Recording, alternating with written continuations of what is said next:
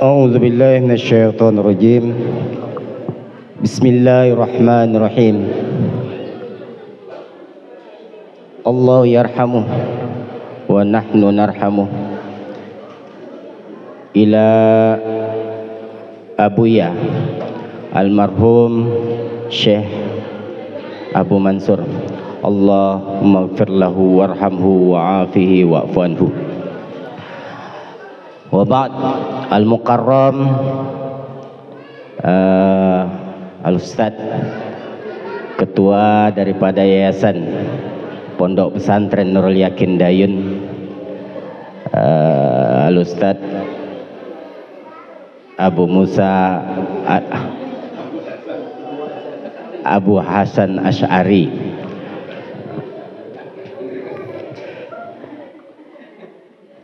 Al-Mukarram Ustadz Muhajir selaku pimpinan kepala daripada Madrasah Aliyah Pondok Pesantren Nurul Yakin beserta asatizah yang lain, mulai daripada kepala MTS, kepala SD, kepala Tatabah, para majelis guru yang mudah-mudahan senantiasa dirahmati Allah Subhanahu wa taala.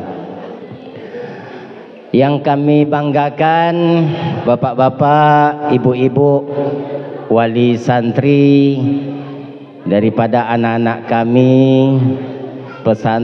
santri Nurul Yakin yang mudah-mudahan sehat walafiat. Ibu sehat, mudah-mudahan senantiasa sehat walafiat dan senantiasa di dalam rahmat Allah. Assalamualaikum warahmatullahi wabarakatuh.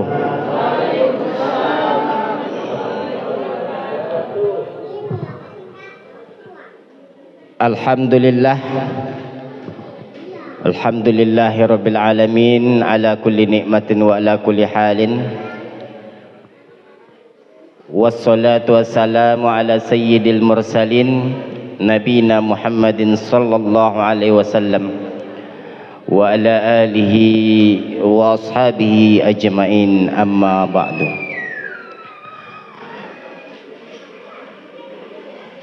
Tadi MC sebelum berbicara, sebelum menyampaikan tuntutan acara, membacakan pantun. Kita orang Melayu, betul Bu? Orang Melayu ni identik dengan pantun. Cuba pula saya nak berpantun. Dari mana datangnya rasa? Dari mata turun ke hati. Kalaulah bukan karena cinta, tak mungkin Ustadz sampai kemari. InsyaAllah.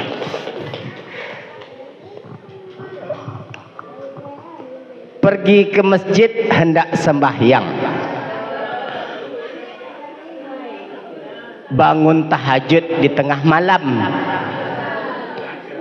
tak usah takut, tak usah bimbang, ceramah Ustadz paling-paling 3 jam.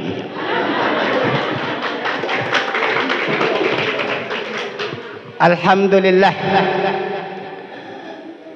bersyukur kita kepada Allah Subhanahu wa taala. Allah yang senantiasa memberikan kita nikmat secara langsung maupun tak langsung, secara sadar maupun tak sadar.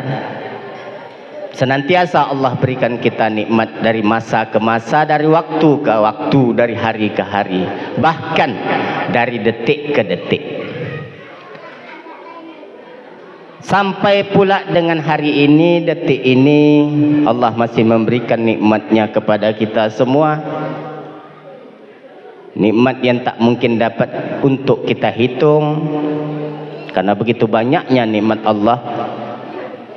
Untuk itu, hendaklah kita bersyukur kepada Allah, minimal dengan mengucapkan Alhamdulillah. Selanjutnya salawat dan salam tidak lupa pula kita kirimkan, kita haturkan kepada junjungan kita, kekasih kita, yaitu seorang makhluk terbaik di antara semua manusia yang pernah Allah ciptakan di muka bumi, yaitu Nabi kita, baginda Rasul Nabi Muhammad SAW. Dengan mengucapkan Allahumma salli ala Sayyidina Muhammad wa ala ali Sayyidina Muhammad. Mudah-mudahan kita semua kelak pada hari kiamat mendapatkan syafaat daripada beliau dan diakui sebagai umat beliau. Amin. Bapak, Ibu yang dirahmati Allah Subhanahu wa taala.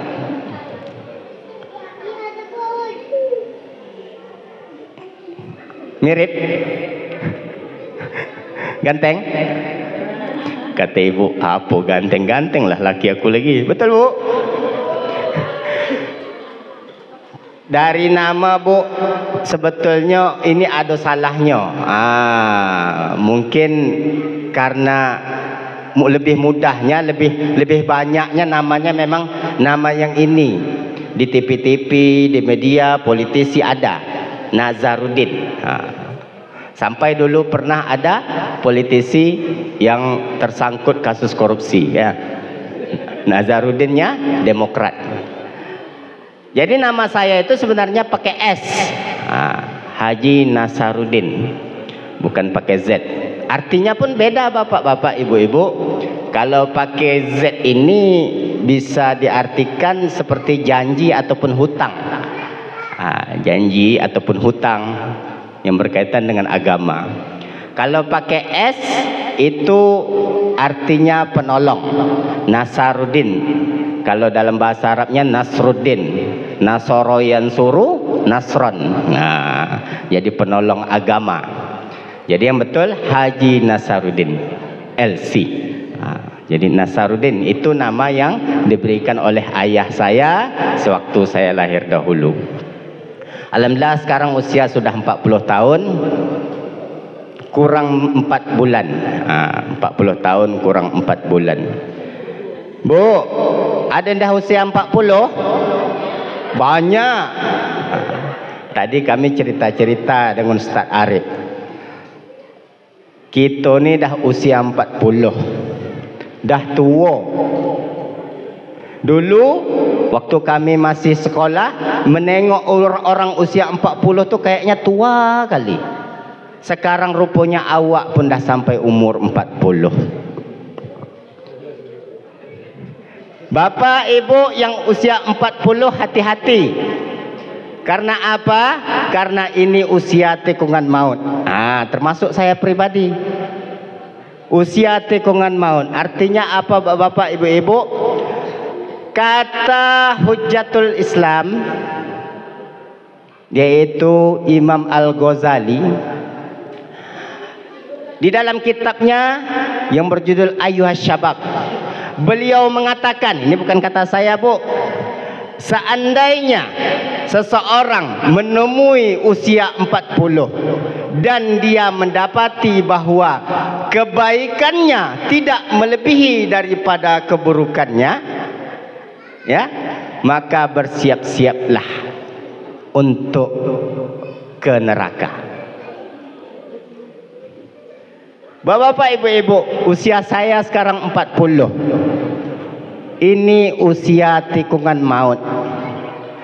Kata para ulama yang lain, kalau seandainya di usia 40 seseorang tidak meninggalkan kebiasaan buruknya, maka besar kemungkinan kebiasaan itu akan dia bawa sampai mati. Maka usia 40 lah yang menentukan apakah seseorang itu di masa tuanya lebih banyak berbuat baik atau justru sebaliknya lebih banyak berbuat buruk. Maka oleh sebab itu saya yakin kita di sini rata-rata sudah usia di atas 40. Maka ibaratkan di sebuah perjalanan kita telah sampai pun di tengah-tengah, bahkan melebihi daripada tengah-tengah.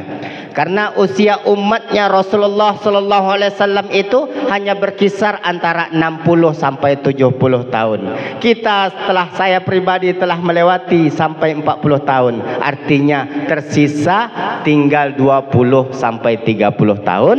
Kalau seandainya itu Allah takdirkan sampai usia segitu.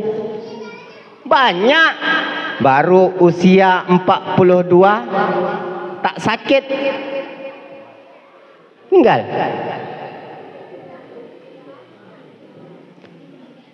Tiga hari yang lalu, Bu, tetangga kami, tetangga di kampung,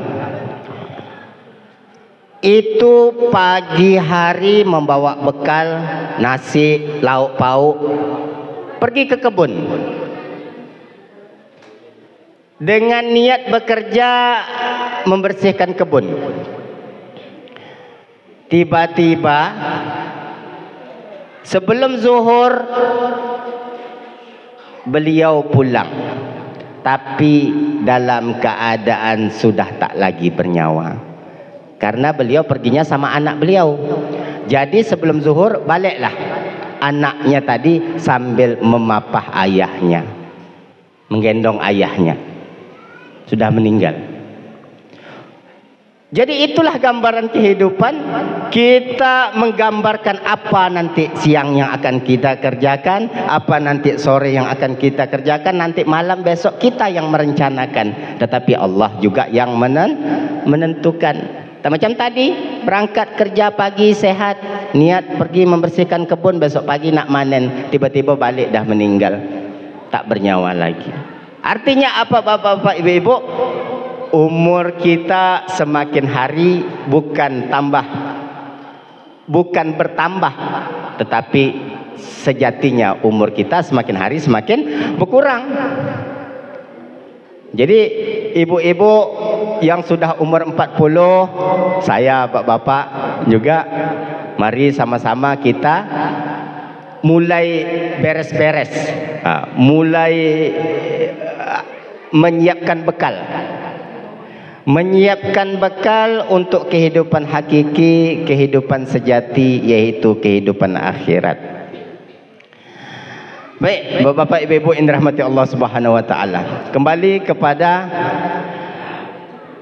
acara kita hari ini tentang Isra dan Mi'raj. Bu, sehat? Ngapa tegang betul? Takut. Tak perlu ditakut, Bu, tetapi dipersiapkan. Apa persiapannya? Nanti kita bahas satu-satu. Kita semua, bapak-bapak, ibu-ibu, tentu sudah begitu banyak mendengar, sudah begitu seringkali kita mengikuti kajian tentang Isra dan Mi'raj. Maka hampir dipastikan kita semua yang hadir di sini, kita sudah tahu tentang bagaimana sebuah peristiwa yang luar biasa, sebuah peristiwa yang begitu mengagumkan, khususnya bagi kita orang beriman, terhadap satu kejadian yang mana Allah sendiri berfirman di dalam Al-Quran, dan kita juga mengenalnya dengan istilah Isra dan Mi'raj. Kaum muslimin, bapak-bapak, ibu-ibu yang dirahmati Allah Subhanahu wa taala, kita sebagai orang beriman tentunya diperintahkan oleh Allah untuk mengambil ibrah dan pelajaran dari setiap kejadian, baik yang kita dengar maupun yang kita alami sendiri. Di mana peristiwa Isra dan Mi'raj ini, sekali lagi sebagaimana yang kita ketahui bersama, terjadi pada tahun ke-10 daripada kenabian baginda Rasul Muhammad sallallahu alaihi wasallam. Dan tahun ke-10 ini oleh para ulama dan kita semua mengenal tahun tersebut dengan tahun Amul Huzni, tahun kesedihan. Kenapa disebut tahun kesedihan? Karena pada tahun tersebut Rasulullah sallallahu alaihi wasallam mengalami begitu banyak ujian dan cobaan. Begitu banyak sekali rintangan yang dihadapi oleh Rasulullah sallallahu alaihi wasallam. Baik yang kaitannya dengan kehidupan pribadi beliau maupun yang kaitannya dengan dakwah terhadap agama Islam. Singkatnya bapak-bapak, ibu-ibu yang dirahmati Allah Subhanahu wa taala. Jadi pada 3 tahun sebelum itu, pada tahun ke-7 daripada kenabian Rasulullah, kaum Quraisy itu saking bencinya dengan Rasulullah sampai membuat perjanjian, dikumpulkanlah seluruh bani-bani yang ada di kota Mekah, dibuatlah perjanjian, dibuatlah semacam kesepakatan bahwa Rasulullah ini diboikot dari aktivitas terhadap penyebaran agama Islam. Bukan hanya itu saja, bukan Rasulullah saja yang diboikot bapak-bapak ibu-ibu, tetapi juga Bani Hashim, keluarga besarnya Rasulullah. Bani Abdul Muthalib juga diboikot dari kegiatan kemasyarakatan. Jadi tidak diizinkan Bani Hashim maupun Bani Abdul Muthalib ini untuk mengadakan acara dalam bentuk apapun. Mau nikahkan anak pun tak boleh, berpesta tak boleh, nak buat acara keramaian tak boleh. Intinya diboikot dari kegiatan masyarakat. Jangankan Rasulullah, keluarganya pun diboikot. Sampai perjanjian ini tadi digantunglah di dinding Ka'bah. Nah, jadi Rasulullah dengan kesabaran ketabahan beliau, maka bertahanlah beliau. Pada akhirnya beliau memilih mengalah, mengundurkan diri, menyendiri, mengasingkan diri, menenangkan diri di satu kota, di satu daerah yang diapit oleh gunung-gunung yang kita kenal dengan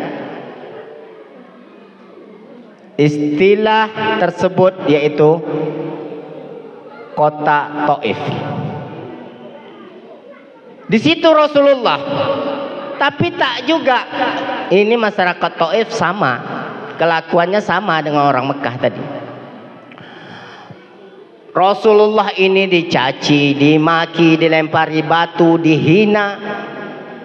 Kira-kira kalau kita, Bu, sanggup tak, Bu? Sanggup tak? Tak sanggup. Awak kena cemeh sikit sama tetangga, dah siap-siap tak ditegur sapu. Betul? Dengar sikit tetangga tak suai, dah tak ndak nengok tetangga. Kalau Rasulullah tidak. Rasulullah tetap dengan hitohnya, tetap beristiqamah menyebarkan agama Islam yang rahmatan lil alamin. Baik kawan maupun lawan semua beliau rangkul. Baik yang suka maupun yang tak suka, baik yang cinta maupun yang benci, semuanya beliau rangkul. Pak, Bu, kadang-kadang saya duduk di atas gini, maaf Ustaz, maaf Ustazah. Kalau saya memberi ceramah atau kita yang sedang berceramah, bukan berarti kita lebih mulia. Kalau kita pula mendengar ceramah atau diceramahi, bukan berarti kita lebih hina. Tetapi apa bapak ibu-ibu, ini semua kita lakukan karena kita sama-sama menginginkan surga, Bu. Sehat, Bu? Jangan lama-lama Ustaz, tak lama.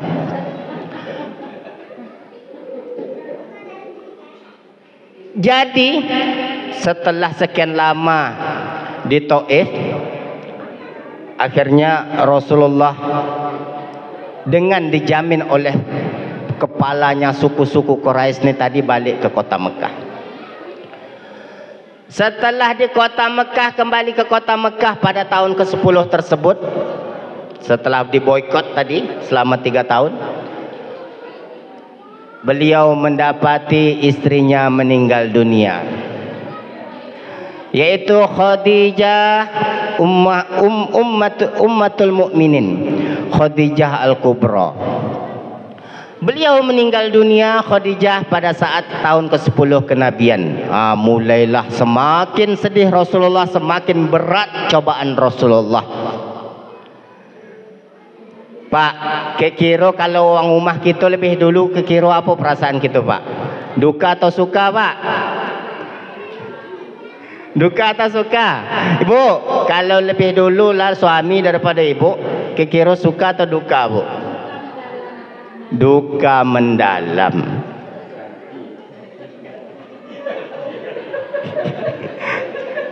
Jadi ada cerita, Bu, masalah yang lebih dulu nih. Ini Bu, ibu jadi ada meninggallah suaminya, ibu ini masih muda, masih usia 20-an. Meninggal suaminya. Setelah meninggal suaminya, setiap hari si istri ziarah ke makam suami sambil membawa air. Menangis melorong, ibaratnya menangis melorong kata orang Melayu. Setiap hari, pagi sore ziarah ke makam suami sambil bawa air. Abang, ngapalah cepat betul abang tinggalkan aku? Ngapa bang? Anak awak baru 1 katanya. Ini musim kemarau, bukan macam sekarang. Jadi selesai idah, menikahlah si istri ini tadi. Jadi dia ziarah setiap hari itu, masuk idah tu ziarah. Begitu selesai idah langsung ijab kabul. Halal, tak apa, tak masalah. Cuma yang jadi masalah, adalah tetangga bertanya, cepat betul kata tetangga. Dulu saya berjanji dengan suami, kalau suami lebih dulu jangan sampai nikah kecuali rumput dah tumbuh. Jadi rupanya bawa air tiap hari ini tadi biar rumput cepat tumbuh.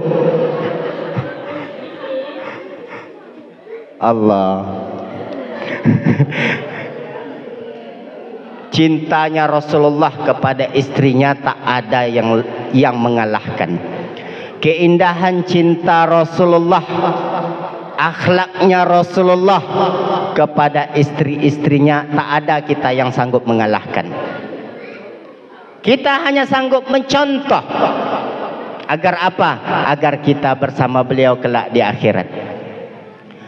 Cintanya seorang istri terhadap suami, tak ada yang mengalahkan Siti Khadijah. Ibu Siti Khadijah dinikahi Rasulullah pada saat usia 40 tahun. Rasulullah memiliki anak keturunan semuanya dari Siti Khadijah, kecuali 1, yaitu dari istrinya yang ibunya Ibrahim, yaitu yang didapat hadiah daripada Raja Mesir.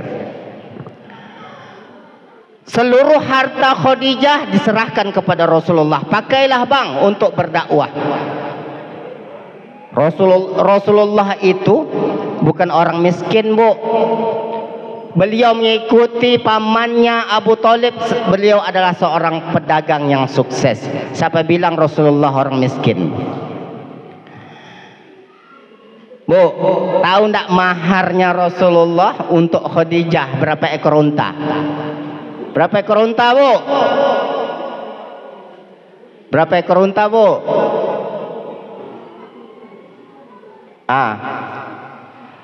Maharnya Rasulullah sallallahu alaihi wasallam itu 40 ekor unta. Unta itu kalau sapi harganya sekitar 15 juta, Ustaz ya. Hah? Anggaplah sekarang 20 kalau yang jantan. Kalau unta itu 3 kali lipat, Bu, harganya. Jadi kalau waktu saya di Mesir, kalau dikalkulasikan ke rupiah itu 40 juta. Waktu itu sapi di Indonesia di tahun-tahun itu masih harga kisaran 12 juta. Itu onta yang sedang, karena kalau udah terlalu tua onta itu tak bisa dimakan lagi, dagingnya keras. Kalau yang tapaknya sudah sebesar tapak gajah itu dah tak bisa dimakan lagi, jadi dibiarkan untuk kendaraan atau dibiarkan mati. Jadi onta yang bisa dikonsumsi itu onta yang masih muda-muda. Jadi itu mahar Rasulullah. Kita kalkulasikanlah kalau harga sekarang 50 juta atau 60 juta, lebih mudah 50 juta. Berarti kalau diduitkan sekarang 2 miliar, Bu. Itu maharnya Rasulullah. Jadi Rasulullah itu tak susah. Rasulullah itu kaya. Tetapi bapak-bapak, ibu-ibu yang dirahmati Allah, kenapa Rasulullah hidupnya begitu sederhana? Karena beliau tak mau meninggalkan harta terlalu banyak setelah beliau wafat. Ada duit, ada harta, beliau infakkan, beliau sedekahkan. Itulah Rasulullah sallallahu alaihi wasallam. Di tahun yang sama Rasulullah juga kehilangan pamannya Abu Thalib. Abu Thalib ini pembela Rasulullah, pelindung Rasulullah, penjaga Rasulullah. Jadi Rasulullah ini begitu banyak cobaan rintangan sejak beliau lahir, puncaknya yaitu pada tahun ke-10 kenabian. Begitu banyak cobaan Rasulullah yang beliau hadapi, tapi yang paling berat ini Amul Huzni ini di tahun ke-10, puncaknya. Istri yang disayang-sayang, yang dibangga-banggakan, istri yang selama ini menjadi penyejuk, menjadi pengobat duka, telah pun pergi. Paman yang selama ini menjadi pelindung penjaga, telah pun pergi. Sementara orang-orang kafir Quraisy semakin menjadi-jadi. Bahkan kepala sukunya Quraisy itu sebelumnya dipegang oleh Abu Thalib. Begitu Abu Thalib meninggal, dipegang oleh Abu Jahal. Kita tahu Abu Jahal itu macam mana dengan Nabi Muhammad SAW. Jadi semakin berat. Jadi intinya apa, bapak ibu-ibu yang dirahmati Allah Subhanahu wa taala? Perjalanan Isra dan Mi'raj yang pertama kali hikmahnya adalah tentang menjaga semangat, tentang menjaga keteguhan hati dan ketabahan.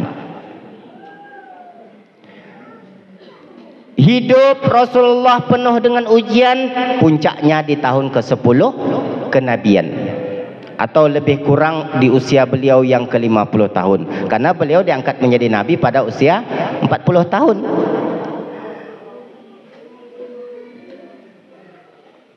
Kita yang hidup di zaman ini, macam mana pula semangat ketabahan kita di dalam menjalani kehidupan? Sebanding tidak dengan cobaan dan ujian yang dulu dialami oleh Rasulullah. Bu, pernah diejek? Pernah? Tak pernah kan? Depan-depanan, paling citu belakang. Itu biasa. Pernah dihina depan-depanan? Tak pernah. Rasulullah pernah. Ada, Bu? Ada. Pernah diusir? Tak pernah. Hanya karena menyampaikan kebenaran, Rasulullah begitu diberlakukan oleh kaum Arab pada saat tersebut. Kita ujian hidup kita ini paling-paling apalah, Bu? Susah ekonomi. Bisa minjam? Pinjam dulu. Pinjam dulu seminggu.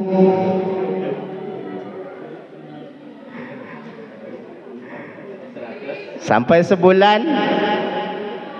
Awak lewat sini, dia lewat sana.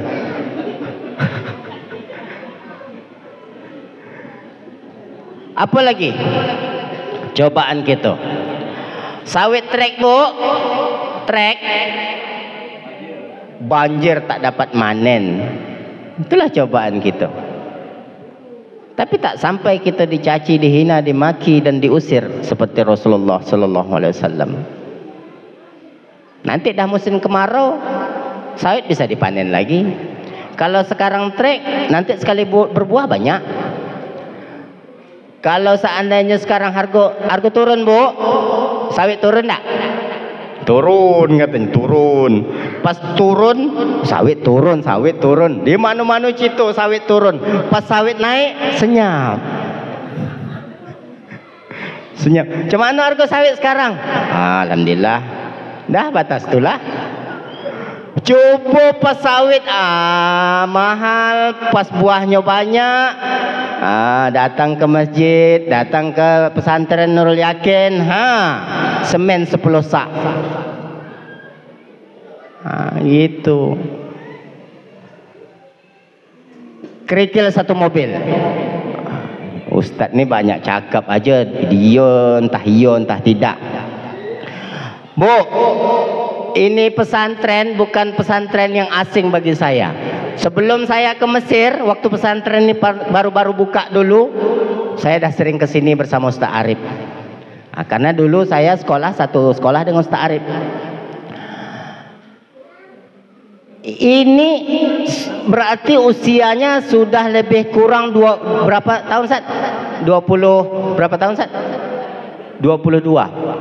Usia pesantren. Usia pesantren 22 tahun. 21 tahun. Karena saya berangkat tahun 2004 ke Mesir. Ini tahun 2003. 2003 didirikan. Jadi saya waktu tahun 2003 menjelang 2024 tuh sering bolak-balik ke sini. Sekarang sudah tahun berapa, Bu? Sudah tahun 2025. Masjid belum jadi. Ini bukan tanggung jawab pesantren saja, bukan tanggung jawab pengurus saja, tapi ini tanggung jawab umat. Ini sudah berdiri 21 tahun dari 2003 sampai dengan 2025. Seharusnya ini masjid sudah jadi. Masyarakat Dayun, masyarakat Kabupaten Siak, kita sebagai umat Islam semuanya yang ada di muka bumi bertanggung jawab terhadap kelangsungan agama Allah. Salah satunya yaitu memakmurkan pesantren-pesantren, memakmurkan pendidikan-pendidikan Islam. Ini tanggung jawab kita bersama. Ustaz teori aja, entah iya entah tidak. Ustaz sendiri berapa? Ustaz, dari saya 10 sak semen, Ustaz.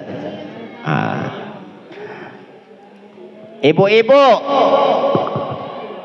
gelang di rumah banyak? Bu, gelang di rumah banyak? Adolah, agak-agak setengah kilo. Bu, kalau ditanya, ngapa nyimpan emas banyak-banyak? Payah nanti Ustaz, anak saya nak nyambung kuliah, saya nak nabung juga.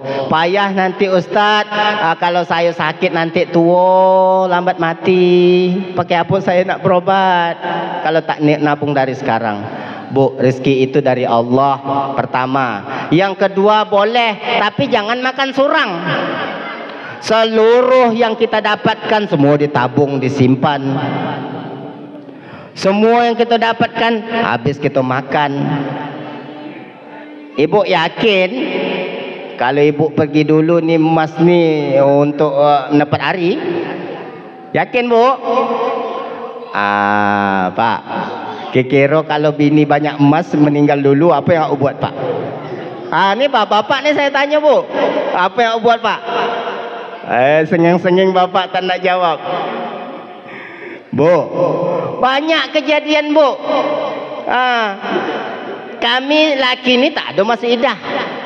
Meninggal bini hari ini, besok bisa nikah lagi. Ini emas nih, iyalah kalau dikasih anak-anak. Kalau dikasih bini baru,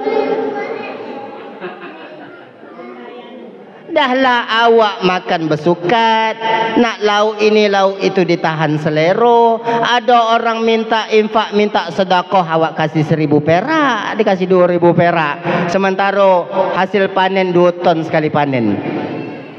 Meninggal kita Bu, tak ada lah yang kita bawa Bu. Ya tapi seikhlasnya betul.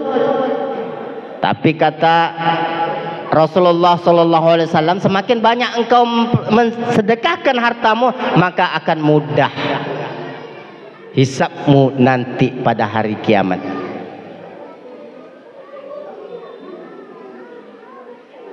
Yaumun la zilla illa zilaluh. Hari di mana tidak ada naungan kecuali naungannya Allah. Dan sedekah adalah menjadi naungan kita kelak pada hari mahsyar, di saat matahari itu hanya sejengkal dari kepala. Kalaulah tak banyak sedekah kita, apalah naya nak jadi kita naungan nanti di akhirat. Oleh sebab itu, ibu-ibu yang ada gelang jangan dihabiskan pula, tak mesti macam gitu. Tapi ada porsinya. Yang untuk dunia ada porsinya, yang untuk akhirat ada porsinya. Kalau untuk dunia misalkan 1 juta, untuk akhirat jangan 1.000 perak. Tak jauh, tak imbang. 1 juta untuk dunia, paling tidak untuk akhirat 10% di atas zakat. Kalau zakat 2,5% Ustaz zakat yang wajib. Ini ada lagi.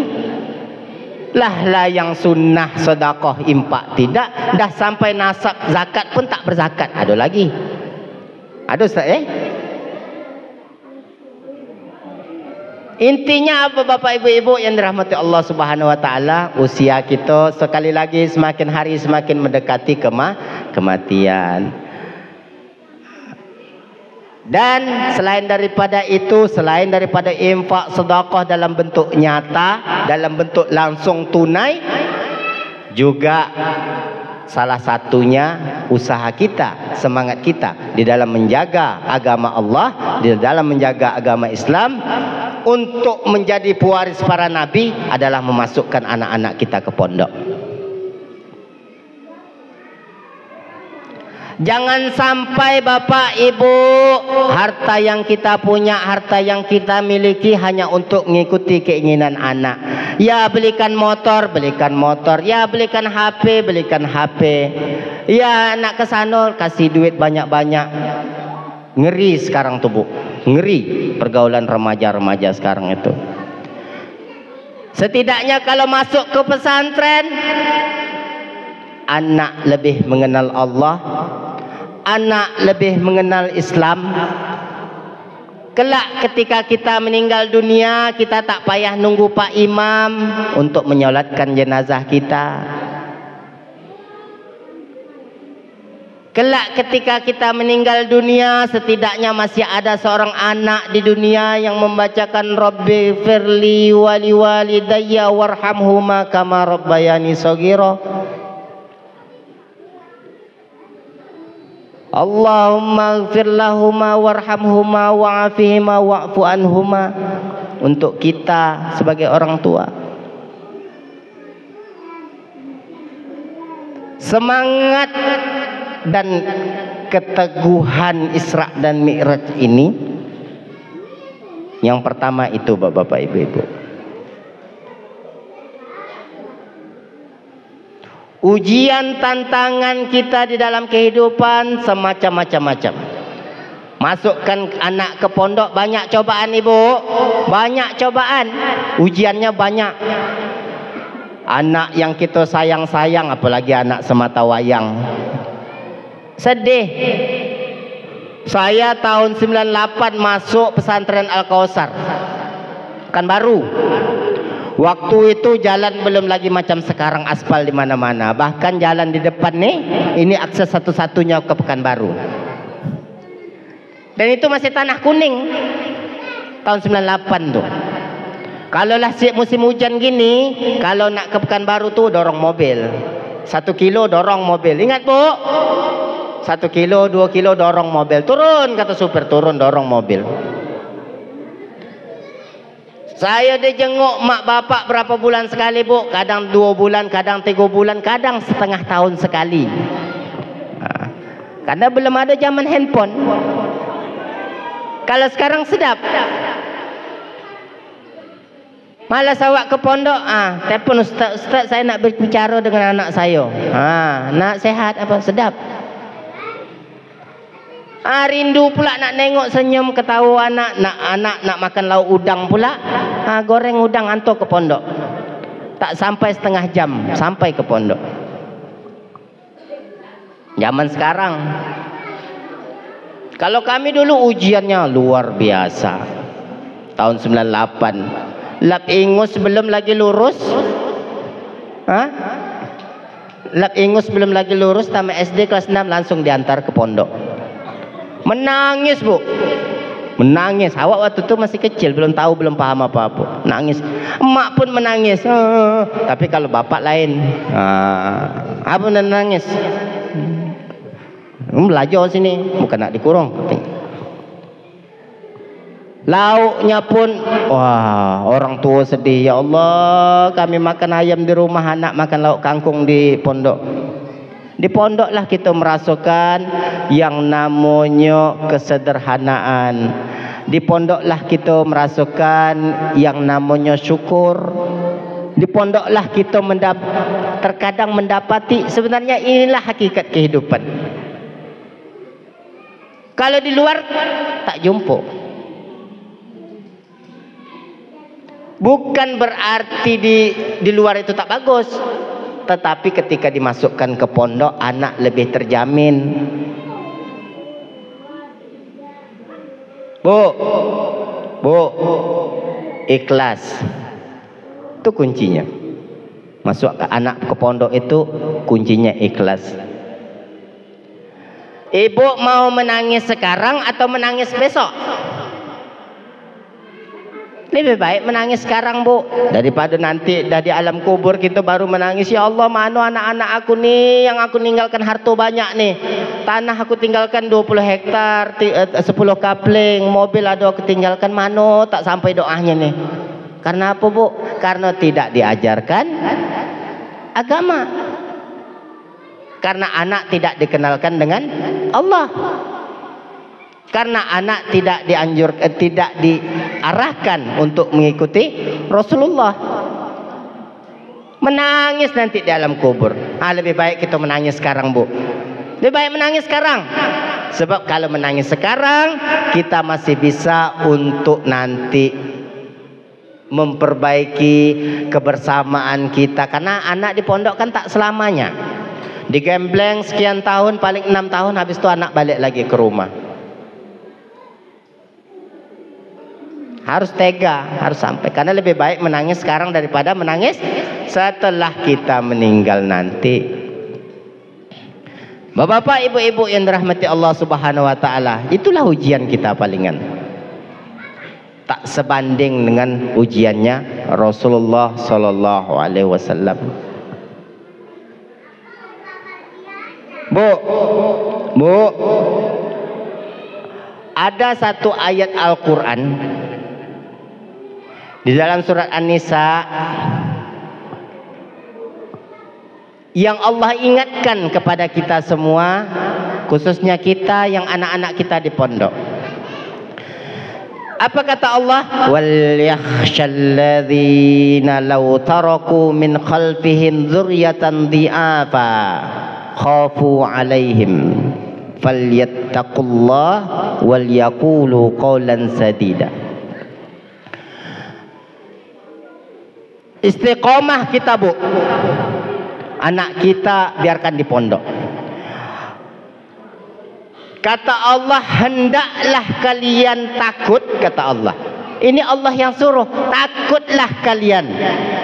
Wahai umat Muhammad, wahai umat Muhammad.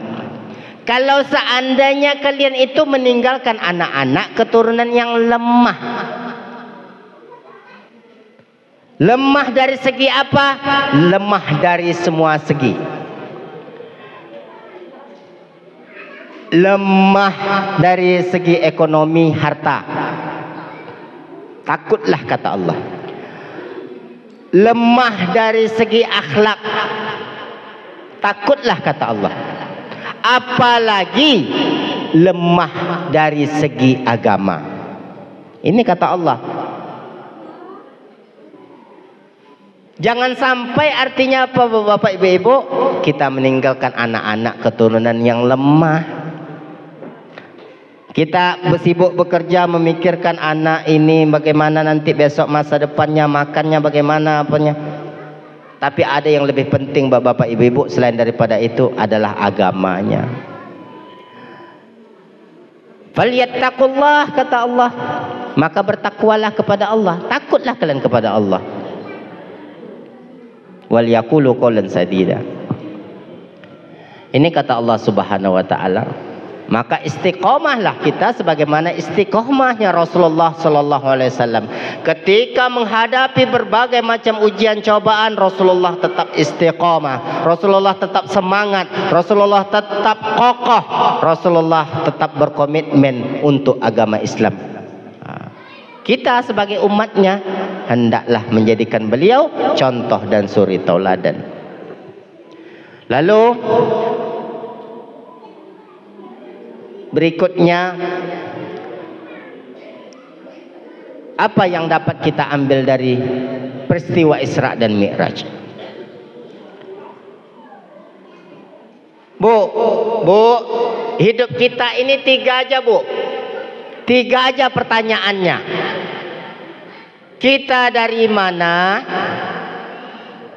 Ya. Kita untuk apa? Kemudian kita akan kemana? Itu aja. Nanti ibu balik ke rumah sebelum tidur, tanyakan itu pada diri ibu. 3 pertanyaannya. Kita dari mana?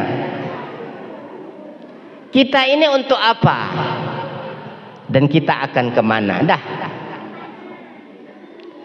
Dengan 3 pertanyaan tadi, insya Allah kita menjadi insan kamil.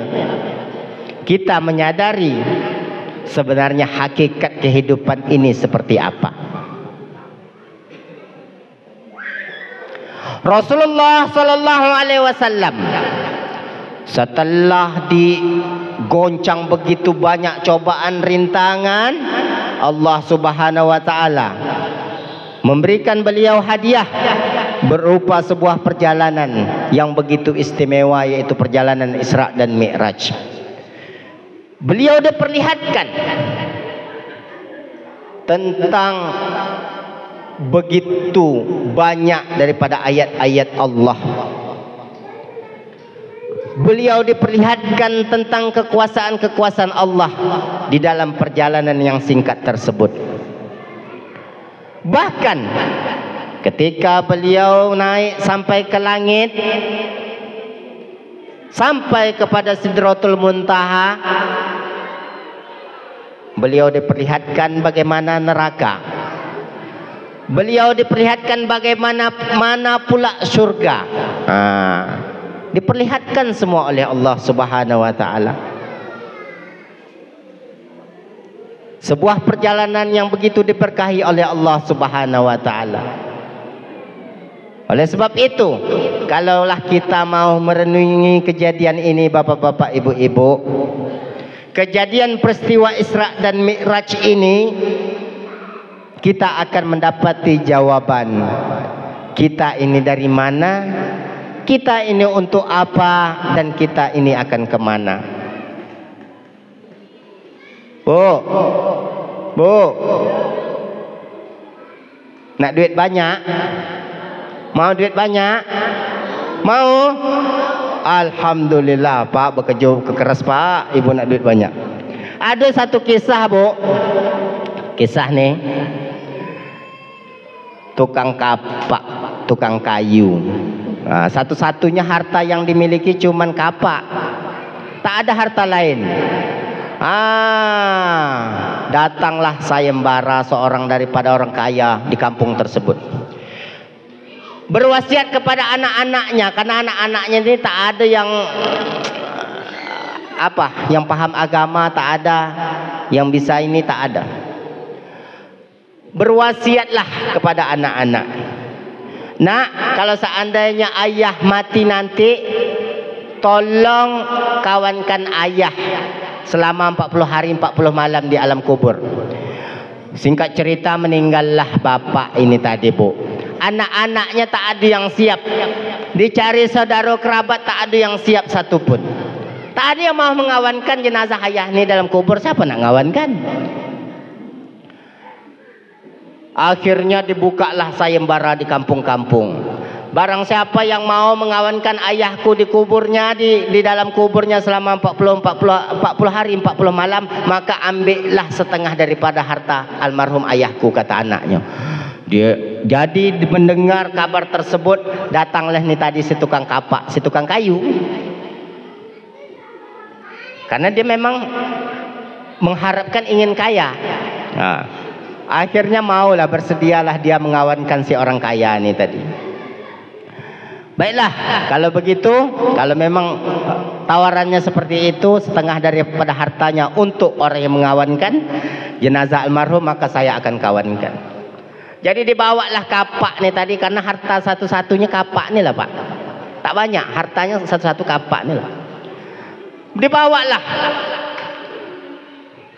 kapak nih tadi sambil mengawankan jenazah daripada almarhum si orang kaya tadi. Akhirnya ditimbun. Setelah ditimbun, orang yang mengantarkan ke kuburan telah pun pulang, dan yang mengawankannya tadi berada di kuburan tersebut. Singkat cerita, biasanya yang datang setelah para pentakziah yang mengantarkan pulang, Bu, yang datang siapa, Bu? Yang datang siapa, Bu, kepada jenazah? Malaikat nungkar nangkir, marrabbuka, kan gitu. Tetapi apa, Bapak Ibu-ibu? Datanglah malaikat nih tadi. Yang ditanya bukan yang meninggal, yang ditanya yang ngawankan. Kamu siapa? Kata malaikat. Diceritakan. Apa hartamu? Kapak. Selesai. Berlalulah hari. Besok datang lagi. Dari mana engkau mendapatkan kapak? Dijawab. Selesai. Besok datang lagi. Kayu itu tangkainya itu dari mana? Dari tanah siapa? Datang lagi besok. Izin tidak dengan tuan yang punya tanah buat tangkai itu? Datang lagi besok. Digunakan untuk apa aja kapak nih? Untuk nebang ini. Yang ditebang itu punya orang atau punya? Tak ada yang punya. Ada yang punya. Tanahnya punya siapa? Begitu sampai 40 hari 40 malam, Bu. Masalah kapak, Bu. Ibu nak kayo? Hah? Nak kayo nak? Tadi nak kayo, nak banyak duit, sekarang tak pula, Pak. Bubah. Bu, sekali lagi, harta yang kita miliki dan apapun yang kita punya sejatinya akan diminta pertanggungjawaban oleh Allah.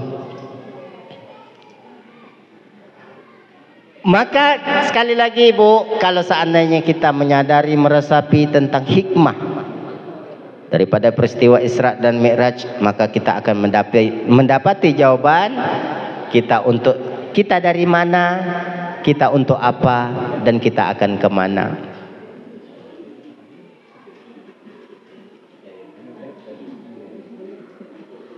Dari sekian banyak perintah agama, perintah syariat di dalam Islam, tidak ada satupun perintah yang Rasulullah jemput langsung, kecuali satu, dan itu terjadi pada saat peristiwa Isra dan Mi'raj. Perintah itu tidak lain dan tidak bukan adalah solat. Kita tahu solat merupakan tiang agama. Solat merupakan identitas kita sebagai seorang muslim. Siapapun kita, apapun profesi kita, bagaimanapun kita, sesibuk apapun kita, jangan pernah meninggalkan solat. Pak, kalau kita ke kebun pergi 1 hari lah nih Pak, tentu kita akan melewati yang namanya solat zuhur dan solat asar. Ini kebiasaan orang kita, suku tak enakan, tak enak berkeringat, tak enak banyak tanah di celana, serba tak enakan. Sementara kalau anak kita di pesantren, dia paham Pak Bu, mana yang tergolong najis, mana yang bukan. Sekalipun kita kotor dengan tanah di celana, kalau memang kita lupa bawa ganti, solat. Karena tanah bukan najis. Allahu Akbar, kata azan zuhur. Dah ambil uduk, solat. Solat merupakan tiang agama. Dan apapun keadaan kita, sekali lagi jangan pernah meninggalkan solat.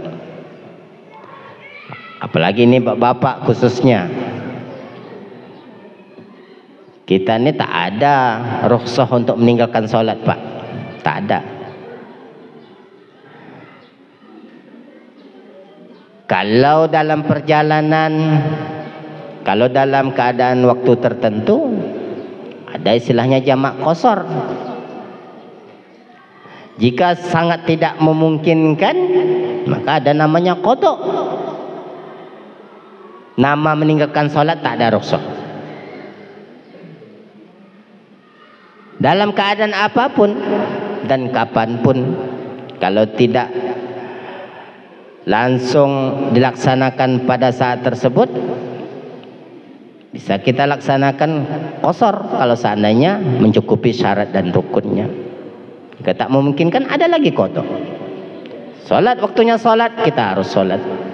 Karena solat adalah ibadah yang ditanya pertama kali kelak pada hari kiamat. Apabila kita bagus solatnya, maka akan bagus semua amalan-amalan kita. Itu kata Rasulullah. Kalau solatnya buruk, hancur-hancuran, amburadur, kadang solat kadang tidak, maka rusaklah segala amalnya, kata Rasulullah. Maka di momen Isra dan Mi'raj ini, kita azamkan di dalam diri kita solat. Mari kita perbaiki kualitas solat kita. Jika kita solat masih suka telat-telat, solat di awal waktu. Jika kita solat sudah di awal waktu, maka biasanya solat di rumah, pergi kita berjamaah. Perbaiki kualitas solat kita. Sekali lagi, usia terus mendekati kepada berkurang, bukan bertambah. Bapak, ibu-ibu yang dirahmati Allah Subhanahu wa taala. Jadi, Isra dan Mi'raj menyadarkan kita bahwa kita ini dari Allah, bahwa kita ini diciptakan Allah, dibuat oleh Allah, dihidupkan oleh Allah, sehingga kita bisa hidup, berjalan, berkeluarga, beranak pinak. Untuk apa? Adalah untuk menyembah Allah, untuk ibadah. Dan kemana kita? Inilah yang diperlihatkan kepada Rasulullah SAW di perjalanan Isra dan Mi'rajnya, antara surga atau neraka. Maka jika kita menginginkan surga, apalagi yang usianya sudah tua-tua di atas 40, maka lebih banyaklah berbuat kebaikan, lebih semangat, lebih getol lagi.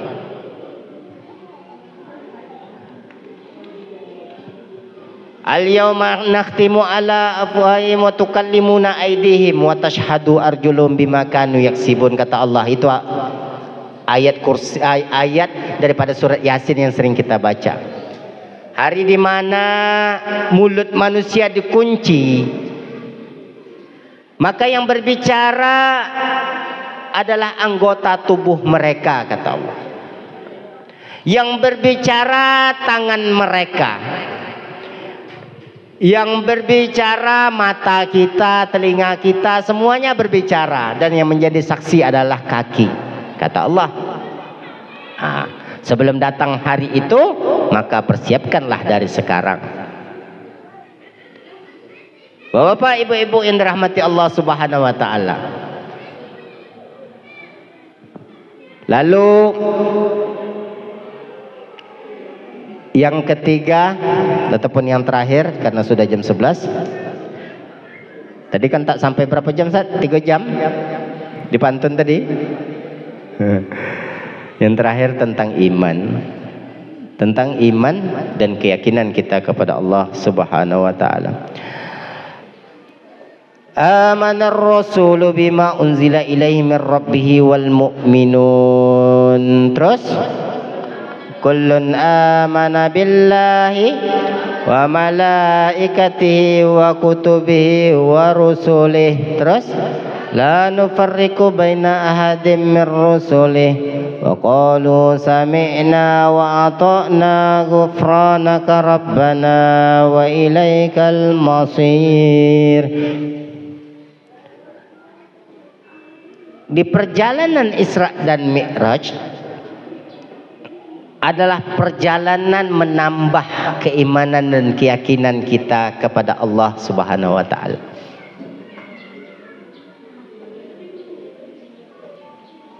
Ketika perjalanan Isra dari Masjidil Haram ke Masjidil Aqsa, di Masjidil Aqsa Rasulullah SAW disambut oleh para nabi, dan Rasulullah sholat 2 rakaat yang menjadi bersama dengan para nabi dan rasul, dan yang menjadi imam adalah Rasulullah SAW. Jadi seluruh manusia yang beriman, termasuk pula Rasulullah, para rasul dan para nabi, semuanya beriman kepada Rasulullah SAW. Bima unzila ilaihi min rabbih wal mu'minun. Semuanya beriman kepada Rasulullah sallallahu alaihi wasallam dengan apa yang diturunkan oleh Allah Subhanahu wa taala kepada Rasulullah, dan itu dikuatkan, dikokohkan pada saat kejadian Isra dan Mi'raj. Inilah momen di mana umat Islam diuji keimanan dan keyakinannya. Inilah momen di mana orang yang kafir semakin kafir, orang yang beriman semakin percaya. Isra Mi'raj inilah. Di dalam kitab-kitab Sirah An-Nabawiyah, karangan ulama-ulama termasuk Imam Qurtubi, ada Najmuddin Al-Kibriti di dalam kitabnya Dardir ala Qissatil Isra.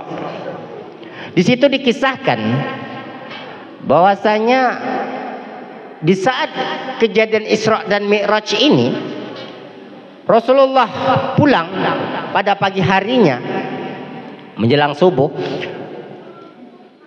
Rasulullah menceritakan itu kepada penduduk Mekah. Tak ada yang percaya, bapak-bapak, ibu-ibu. Tak ada yang percaya. Bahkan Rasulullah dianggap seorang pembohong. Ini Rasulullah pembohong. Ini Muhammad pembohong, kata orang-orang kafir Quraisy. Dan begitu cepatnya tersebar kabar tentang kejadian ini terhadap penduduk Mekah, sampai seluruh penduduk Mekah mengetahui kejadian yang luar biasa ini. Yang tidak percaya mengatakan mustahil Rasulullah mengadakan perjalanan yang begitu jauh hanya dalam waktu 1 malam. Mustahil, kata yang tak yakin. Dari Mekah ke Masjidil Aqsa Palestina saja Bapak Ibu, kalau dengan perjalanan onta itu membutuhkan waktu 1 bulan. 1 bulan, jauh. Karena waktu itu belum ada kendaraan seperti sekarang. Apalagi sampai naik ke langit, apalagi sampai ke Sidratul Muntaha, apalagi sampai melihat surga neraka. Mustahil, kata orang kafir Quraisy. Yang beriman salah satunya Abu Bakar. Abu Bakar yang pertama kali mengikrarkan tentang kejadian Isra dan Mi'raj ini. Rasulullah SAW bercerita kepada Abu Bakar. Abu Bakar bertanya dan Rasulullah bercerita bahwasanya apa yang terjadi pada saat Isra dan Mi'raj. Kata Abu Bakar, jika engkau yang mengatakan itu ya Rasulullah, aku percaya. Bahkan jika ada sesuatu yang lebih agung, yang lebih luar biasa daripada itu, niscaya aku juga akan percaya, kata Abu Bakar. Maka semenjak itu pula Abu Bakar digelar dengan As-Siddiq, ya. Abu Bakar As-Siddiq. Lalu berikutnya Rasulullah SAW setelah menceritakan itu kepada Abu Bakar percaya. Lalu Abu Bakar pun menceritakan kepada kaum muslimin yang lain. Dan alhamdulillah kaum muslimin seluruhnya percaya yang telah beriman. Semakin percaya dan semakin banyak pula pengikut Rasulullah SAW setelah kejadian tersebut. Jadi momen Isra dan Mi'raj ini, mari bersama-sama kita semua kita pertajam lagi keimanan dan keyakinan kita kepada Allah Subhanahu wa taala. Ya? Setuju, Bu? Setuju. Iman kita, yakin kita kepada Allah Subhanahu wa taala karena kejadian Isra dan Mi'raj ini menggambarkan keagungan Allah, menggambarkan kejadian yang luar biasa untuk kita resapi dan kita renungkan bersama. Yang pertama tadi yaitu menjaga semangat kita, menjaga kekuatan kita, menjaga ketabahan kita dalam apapun kondisi kehidupan kita, karena kehidupan kita sekarang ujiannya tak sebanding dengan Rasulullah SAW dahulu. Lalu yang kedua, mari kita bertanya kepada diri kita, kita ini dari mana, kita ini untuk apa, dan kita ini akan kemana. Lalu yang ketiga, kita perkokoh lagi keimanan dan keyakinan kita kepada Allah Subhanahu wa taala.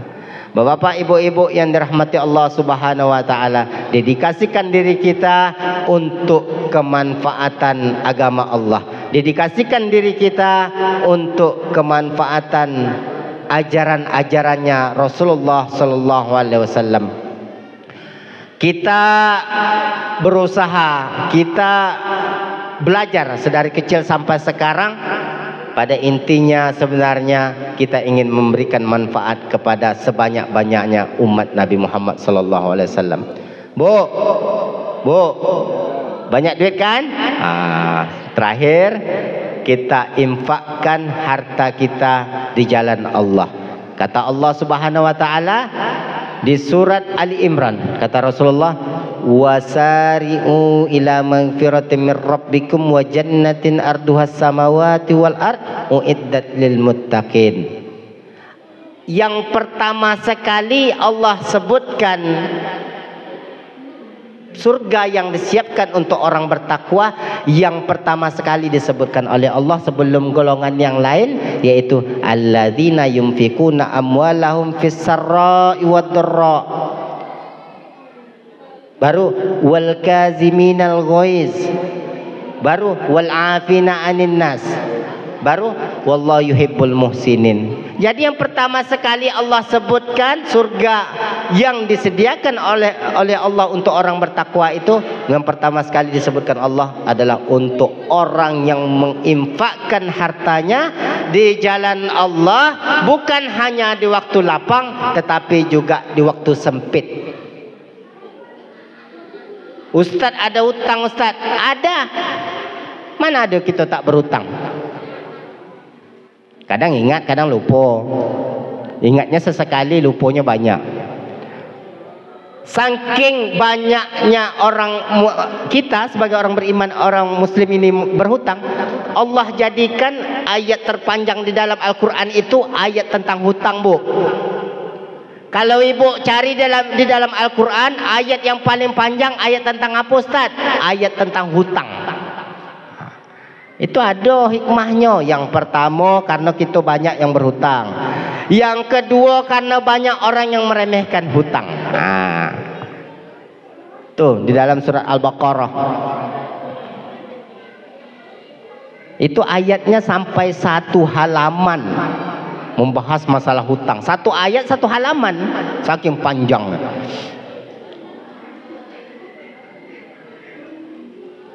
Ustadz berhutang, Ustadz berhutang. Ibu ada hutang? Ada. Kemudian tanggungan Ustadz ada? Ada. Anak 3, bini baru 1. Ngapa ketawa, Bu? Bukan berarti nyebut baru tuh nak nambah, Bu. Bini 1, kendaraan Honda, kadang kita pingin juga mobil. Tetapi apa kata Allah? Orang yang menginfakkan hartanya itu, yang disediakan Allah surga itu, mereka yang menginfakkan hartanya bukan hanya di saat lapang, bukan di saat hanya karena kita hutang tak ada, kebutuhan dah cukup, semua kebutuhan rumah, perabot rumah dah lengkap, kendaraan dah ada semua. Kalaulah kita tunggu itu, Bu, tak ada kita berimpak-impak, Bu. Takkan ada kita bersedekah. Karena kita ni kurang terus. Kurang. Lebihnya sesekali. Karena itu kata Allah, fisarra'i wa dharra. Di waktu lapang maupun di waktu sempit. Nah, kalau pahalanya ibu semua tahulah. Pahala infak tu luar biasa, Masya Allah. Dilipat gandakan oleh Allah beratus-ratus kali lipat. Intinya apa bapak ibu-ibu?